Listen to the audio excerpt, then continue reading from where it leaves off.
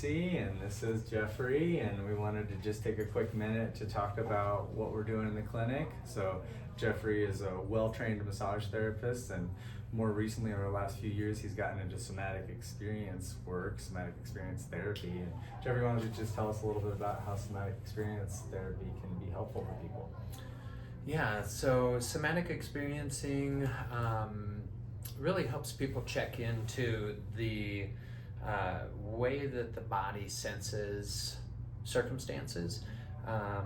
When we have experiences in the world, it's oftentimes our body, our visceral system that comes up with kind of the first response or sometimes reaction to things that are going on in the world, and we oftentimes don't recognize that and just go straight into our mind and begin to sort of intellectualize it, and we miss oftentimes some of the subtle cues that our bodies provide first. So somatic experiencing can help a person check in with the somatic responses to this world.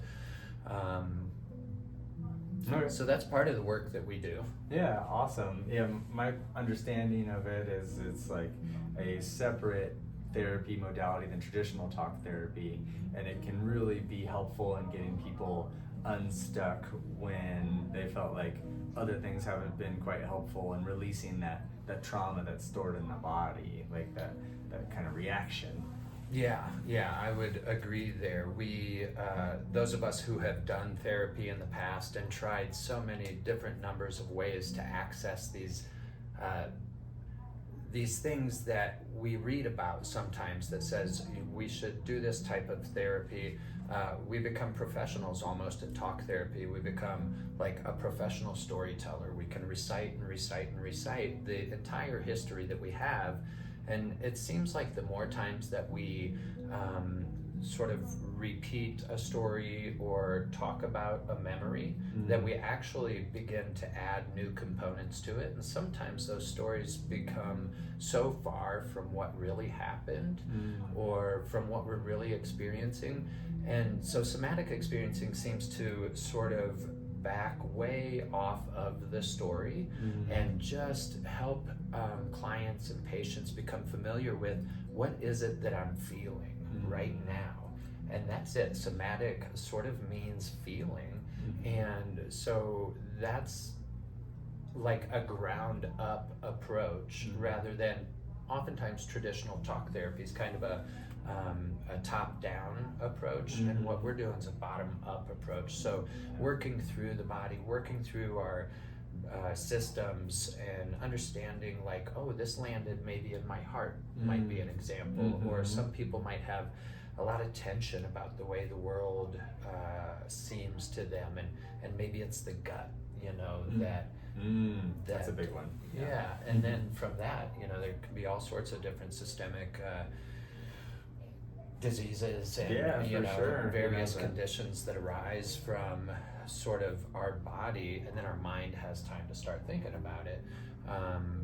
So this therapy looks at what's going on in the body before we start to pull it apart with rationalization from the mind. Right, because a lot of times when you're doing talk therapy, your walls are still up. You're not, like you said, top down. So it makes me think of Bessel van der Kolk's work. Like the issues are in the tissues, right? Yeah, and so we see that release. And I'm acting curious. I'm acting like I don't know. But we've been working together for a while now, and we've seen some really good treatment outcomes. And what we're doing together really pairs very well with the walls coming down, and just seeing people be able to plug into that innate healing wisdom that's inside of all of us, and really kind of unpeel the layers and just really get to that core you. And it's just been awesome, man. I really appreciate what you're doing for our community, the clinic, and just everybody that sees you. And right now we're running a special promo where we're trying to ramp up this service, because most people like ketamine, they don't know as much about somatic experience therapy. They think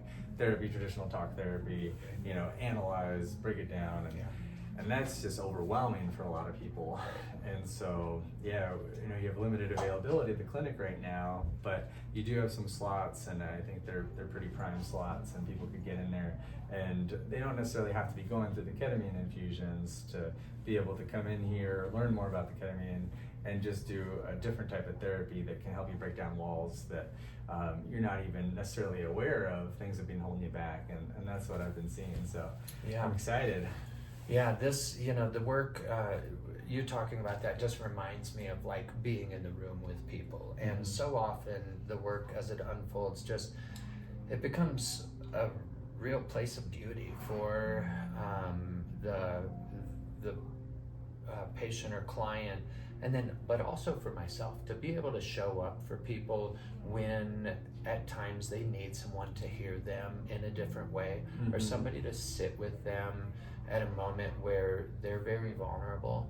And, you know, the things that happen on ketamine in the medicine can be otherworldly, quite frankly. Yeah. And so for some people to be able to maybe go home and talk to their significant other or their children about some of the, you know, the images or the colors or the sensations or the history or the layers and all this stuff that is experienced in the medicine, it can be hard to relate that to people that you've been living with and to the society, you know. So it's like, it's felt very important for me to be able to show up for people and hold that safe space for them to process what it is that they've been going through.